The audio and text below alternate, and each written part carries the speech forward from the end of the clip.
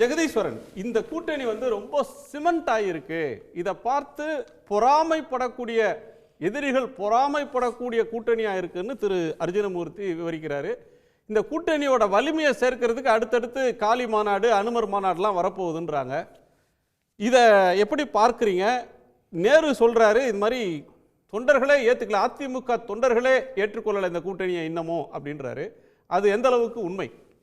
நீங்களும் அர்ஜுனமூர்த்தி அவர்கள்ட்ட மறுபடியும் மக்கள் பிரச்சனை ஏதாவது ஒன்றாவது பேசுவீங்களான்னு கேட்டீங்க. அது காவிரி பிரச்சனை, முல்லை பெரியார் பிரச்சனை, இன்றைக்கி நடக்கின்ற மாம்பழ விவசாயிகளோட பிரச்சனை வரைக்கும் பேசி பார்த்தீங்க. அவர் இல்லை அதெல்லாம் எங்களுக்கு எந்த அக்கறையும் இல்லைங்க, எங்களுடைய அஜெண்டாங்கிறது ரொம்ப தெளிவாக இருக்குது. முருகர் மாநாடு, அனுமர் மாநாடு, இந்த மாதிரி கடவுள் மாநாடு தான் எங்களுக்கு. அதை ஹிந்து ஓட்ஸ் கன்சாலிடேஷன் பண்ணிடலாம், மற்ற மாநிலங்களில் பண்ணுற மாதிரி பண்ணிடலாம் அப்படின்னு நினைக்கிறாங்க. இது எத்தனை முறை அந்த முயற்சிகளை மேற்கொண்டாலும் தமிழகம் மறுபடி அவர்களுக்கு எத்தனை அடி கொடுத்தாலும் அவர்களுக்கு அது புரியவே மாட்டேங்குது. ஏன் தமிழ்நாடு வித்தியாசமாக யோசிக்குது, ஏன் தமிழ்நாடு பாஜகவை புறக்கணிக்குதுன்னா இதான் பதில். நீங்கள் எத்தனை மாநாடுகள் இந்த மாதிரி கடவுள் பெயரில் போட்டுக்கிட்டே இருந்தீங்கன்னா கூட மக்கள் அதுக்கெல்லாம் பெருசாக செவிமடுக்க மாட்டாங்க. ஆமாம், கூட்டமாக போவாங்க, தைப்பூசத்துக்கு போவாங்க, பங்குனி உத்திரத்துக்கு போவாங்க, ஐயப்பன் கோயிலுக்கு போவாங்க, எல்லா கோயில்களுக்கும் போவாங்க. ஆனால் மக்கள் எதற்கு ஒரு தேர்தல் அரசியல் என்றால் எதற்கு முக்கியத்துவம் கொடுக்கிறார்கள், அவரோட வாழ்வாதார பிரச்சனை என்ன அப்படின்னு பேசும்போது தான் அதற்கு தான் முக்கியத்துவம் கொடுப்பாங்களே தவிர எல்லோருக்கும் இங்கே கடவுள் பக்தி இருக்குது, நம்பிக்கை இருக்குது. அது ஒரு பக்கம். இன்னொரு பக்கம் யார் உடைக்க முயற்சி பண்ணுறாங்க? நீங்கள் வேறு கட்சிகள் திமுக கூட்டணியில் இருக்கிற, இந்தியா கூட்டணியில் இருக்கிற யாராவது ரொம்ப கடுமையாக இந்த எப்படியாவது உடைக்கணும் அப்படின்னு முயற்சி பண்ணுறாங்களான்னு கேட்டிங்கன்னா யாருமே இல்லை. உண்மையிலேயே உடைக்க முயற்சி பண்ணுறது அதிமுக, பாஜக தான் உண்மையிலேயே பல சங்கடங்களை ஏற்படுத்திக்கிட்டு இருக்காங்க. நீங்கள் அடிப்படையில் இந்த திருப்பரங்குன்றத்தில் நீங்கள் ஒரு பிரச்சனை ஏற்படுத்துகிற முயற்சி பண்ணுறாங்க. அதன் வெளிப்பாடாகத்தான் நீங்கள் முருக பக்தர்கள் மாநாடுன்னு ஒன்று நடக்குது. அப்போ முதல்ல அதிமுக ஸ்டாண்ட் அதில் என்ன? இவங்க சிக்கந்தர மலை இல்லை, அது நாங்கள் முருகர் மலையை மீட்க போகிறோம், அங்கே எதற்கு அந்த கோயில் இருக்குது, அங்கே எதுக்கு பலிகடா ஏன் பலி கொடுக்குறீங்கன்னு பல விஷயங்கள். இது இவ்வளோதான் கோர்ட் ரூலிங்லாம் இருந்தால் கூட மறுபடியும் அந்த பிரச்சனையை மையப்படுத்த நாங்கள் முருக பக்தர்கள் மாநாடே போடுறோம். இது மட்டும் இல்லாமல் எல்லா கோயிலையும் நாங்கள் மீட்கணும், அறநிலைத்துறையை வெளியே எடுக்கணும், இப்படிலாம் இந்த அஜெண்டா ரொம்ப கிளியர் போகிறதுக்கு முன்னாடியே.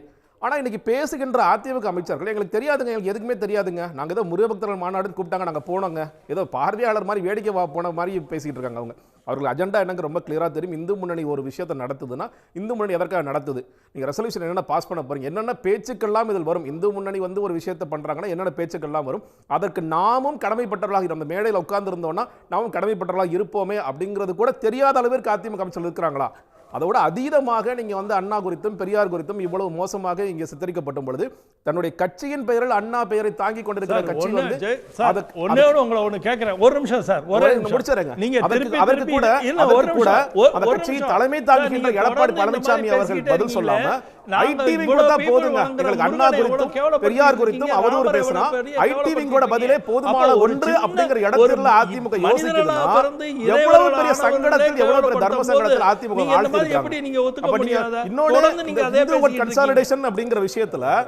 எடப்பாடி ஒத்துக்கிறாரா? ஆமாங்க, ஹிந்து ஓட்ஸ் கன்சாலிடேஷனுக்காக நாங்க அந்த மாநாடு அவங்கள பண்றாங்க, நாங்க அந்த அஜெண்டாக்குள்ள நாங்களும் போயிட்டோம், ஆர்எஸ்எஸ் அஜெண்டாக்குள்ள முழுக்க போயிட்டோம், இந்து முன்னணி அஜெண்டாக்குள்ள உள்ள போயிட்டோம் அப்படிங்கிற இடத்திற்கு அதிமுக நகர்ந்து விட்டது. அது மிகப்பெரிய ஆபத்து. இந்த ஆபத்தை தவிர்க்கணும் தான் திருமாவளவன் போடுறது என்ன சொல்றாங்க,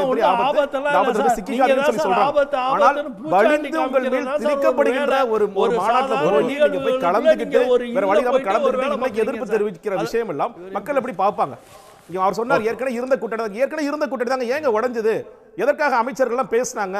நீங்க ஒவ்வொருத்தரும் என்ன சொன்னாங்க, நாங்களாம் இங்க கிங் இந்த தொகுதியில பாஜக கூட சேர்ந்ததுனால 40,000 ஓட்டுகளை நான் இழந்தேன், 50,000 ஓட்டுகளை இழந்தேன், நான் சிறுபான்மை வாக்குகள் எல்லாம் வெளியே போகுது, பாஜக இருக்கிற ஒரே ஒரு மிகப்பெரிய சுமை அது அப்படின்னு சொன்னாங்க. அதனால தான் உடைந்தது. மறுபடியும் அந்த சுமையை வேற வழி இல்லாம அந்த முதுகுல ஏற்றி வச்சிருக்காங்க. அதற்காக விஷயங்களை அனுபவிக்கக்கூடிய சூழல் இருக்கு. அதனால ஜெல்லாக கீழே மறுபடியும் உங்களுக்கு புரிதலே மற்றவர்கள் பேசுறாங்கன்னா கீழே ஜெல்லாக மாட்டேங்குது. நீங்க எப்படி பாப்பீங்க? அதிமுக தொண்டர் ஒரு காமனான அதிமுக தொண்டர் எப்படி யோசிப்பாரு? இந்த முருகபக்தர் மாநாட்டில் நம்மளோட அமைச்சர் செல்லூர் ராஜு உட்கார்ந்திருக்காரு, நீங்க எல்லாரும் உட்கார்ந்திருக்காங்களே, அவர்கள் என்ன சொல்ல வர்றாங்க, நமக்கு என்ன சொல்ல வர்றாங்க? ஒரு உண்மையிலே ஒரு இஸ்லாமியர், ஒரு அதிமுக இஸ்லாமியரோட அதிமுக கிறிஸ்துவரோ இந்த முருகபக்தர்கள் மாநாட்டில் அவர்கள் உட்கார்ந்து கொண்டு இந்த விஷயங்களை பேசுறாங்க, இது ஹிந்து ஒரு கன்சாலிடேஷனுக்காக பண்றாங்கிற விஷயத்தை அவர் எப்படி பார்ப்பார்? இன்னும் அவங்களுக்கு கொஞ்சம் ஆதரவு இருக்கா இல்லையா? அவர்கள் எப்படி பார்ப்பார்கள்? அப்போ இது எதற்காக இந்த அஜெண்டா வருது அப்படின்னு தெரியாத அளவிற்கு அதிமுக இருக்கிறாங்கன்னா உண்மையிலே மிகப்பெரிய பேராபத்தாக தான் நான் பார்க்கிறேன் தமிழகத்தில். உடனுக்குடன் செய்திகளை தெரிந்து கொள்ள சன் நியூஸ் பெல் ஐகானை கிளிக் பண்ணுங்க.